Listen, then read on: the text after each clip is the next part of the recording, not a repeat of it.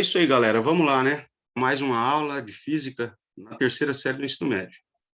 Bem, galera, hoje eu quero comentar com vocês mais uma vez a respeito de um tópico bem interessante, né? A corrente elétrica. Só quero dizer a vocês o seguinte: que o mundo ele não seria como nós conhecemos caso o próprio Thomas Edison, né? E principalmente Nikola Tesla trabalharam para que a gente pudesse usar o efeito da corrente elétrica. Um dos efeitos da corrente elétrica, né? Ou vários efeitos da corrente elétrica. E, primeiro, eu quero colocar aqui na tela, né? Um slide, a gente vê um pouquinho desse tópico, né? Aqui na tela eu coloquei uma animaçãozinha para vocês verem, né? Na verdade, pessoal, os fluidos líquidos e gases, por exemplo, na solução ácida de uma bateria, e até mesmo na sua boca, né? Caso você consiga fechar um circuito, inclusive pessoas que têm obturação metálica, né? Aquela obturação escura, se morder num papel alumínio, elas tomam um choque elétrico. Tá? Por quê? Porque é uma solução ácida e o contato entre os dois eletrodos, né? E aí, nesse caso, você vai ter justamente movimento ordenado de cargas elétricas. Nas soluções ácidas, soluções líquidas e gasosas, fluem tanto cargas positivas quanto negativas. Fluem tanto íons positivos, cátions, quanto íons negativos, ânion. Tá? Eles se deslocam nas soluções líquidas. No entanto, nos condutores metálicos, né, sólidos, como, por exemplo, o fio de cobre, que é o mais comum, utilizado por nós, nas nossas fiações, nos nossos circuitos, fluem elétrons. Tá? Então, nós temos aí a corrente elétrica é nada mais, nada menos que um movimento ordenado das cargas elétricas. Nos condutores sólidos, a corrente elétrica é nada mais, nada menos que o movimento ordenado dos elétrons. Tá certo? E aí é o seguinte, pessoal, eu posso calcular essa corrente elétrica, calcular a intensidade. Quando eu falo intensidade, estou falando de quantidade de carga elétrica que circula por uma secção transversal do condutor no intervalo de tempo. Como essa imagem nos mostra que é como se eu fizesse um corte no fio e analisasse quantos elétrons está passando ali por segundo. Tá certo? E aí é o seguinte, pessoal, a corrente elétrica, como eu já disse, tem seus efeitos.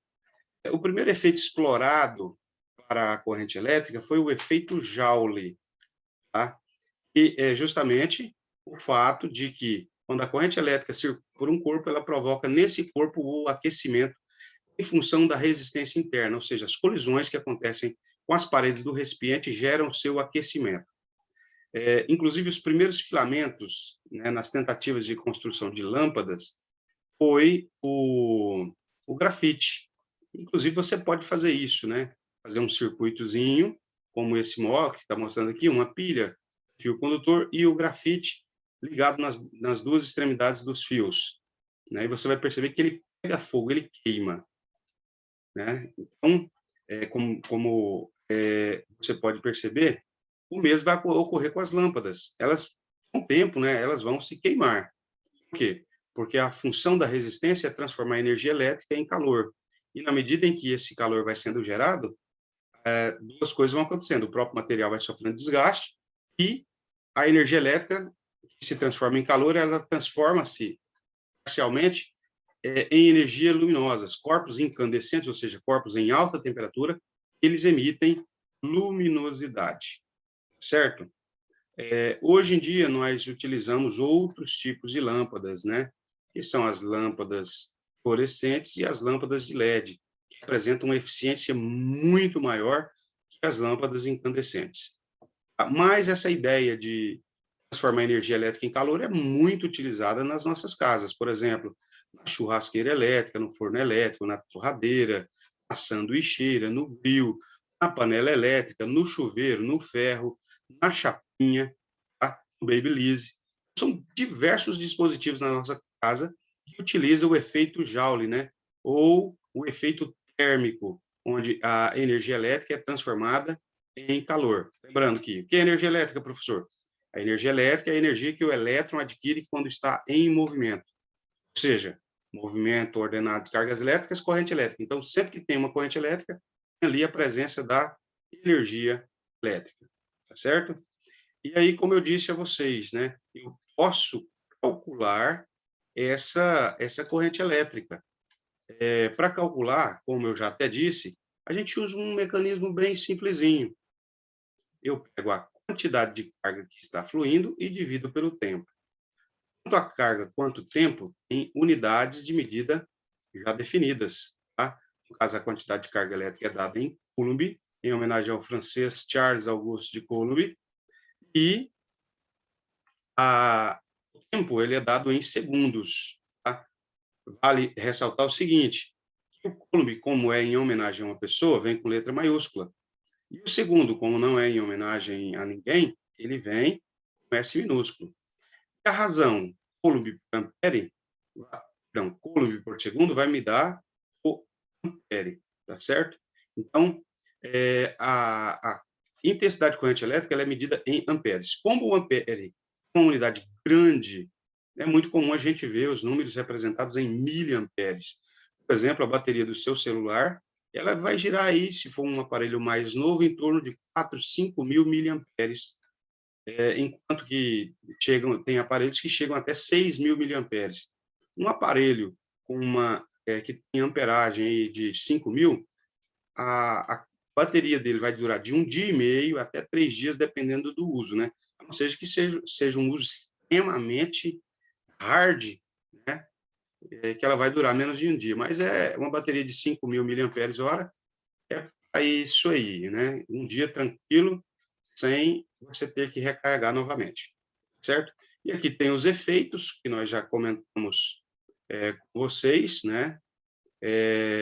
No caso, o efeito térmico, ou o efeito Joule, o efeito luminoso, e também tem o efeito magnético, porque os ímãs, a característica que os distingue dos demais metais é justamente o fato de eles terem sua estrutura interna organizada. Inclusive, se você pegar um ímã, colocar na extremidade dele um clipe, vai grudar. Se você for lá naquela região e aquecer ela, por exemplo, com a chama de uma vela, o clipe desgruda. Por quê? Porque desorganiza a sua estrutura interna, certo? Então, o que dá o magnetismo ao ímã é a sua organização interna. No caso de um fio condutor, quando circulado por uma corrente elétrica, ele passa a ter as suas partículas organizadas. E isso faz com que ele temporariamente se torne um ímã, tá certo? Vamos aqui nas atividades. Atividade de número 1, né? Exercício de número 1. O exercício de número 1, ele nos diz assim.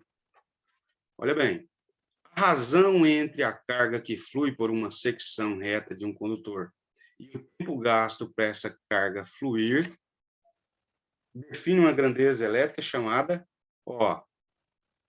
quantidade de carga dividido pelo tempo, vai nos dar a intensidade da corrente elétrica. Então, eu vou vir aqui e vou marcar a letrinha A, tá certo?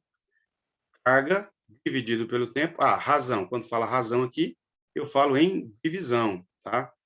Então, a divisão entre a carga e o tempo dá a intensidade da corrente elétrica. Exercício de número 2.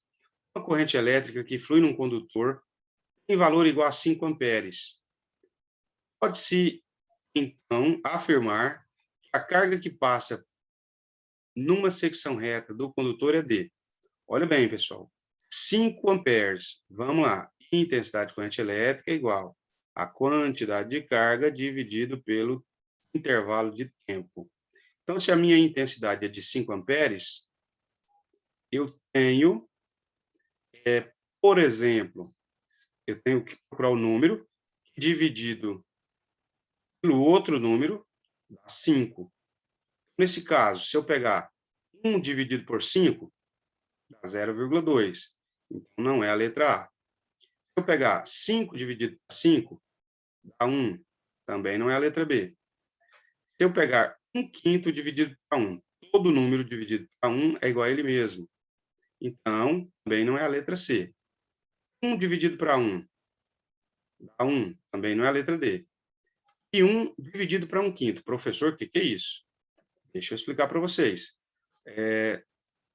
Só que a minha resposta tem que dar 5, tá? Mas vamos lá. Ó, bem simples.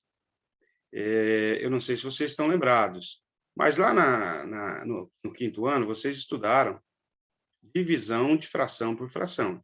E nesse caso, você conserva a primeira e multiplica pelo inverso da segunda. Então, aqui eu tenho 1 dividido por 1/5.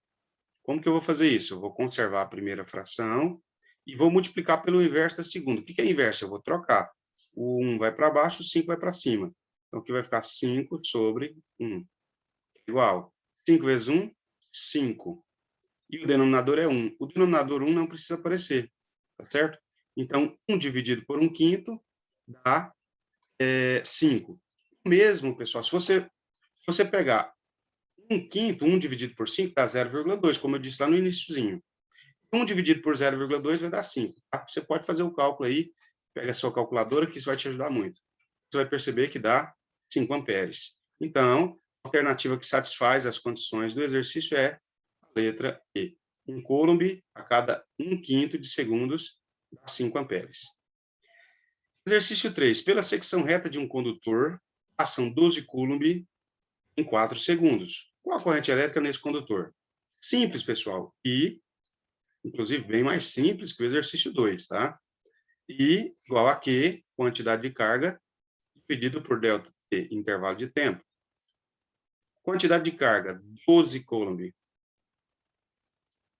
Intervalo de tempo, 4 segundos. 12 dividido por 4, 3 amperes.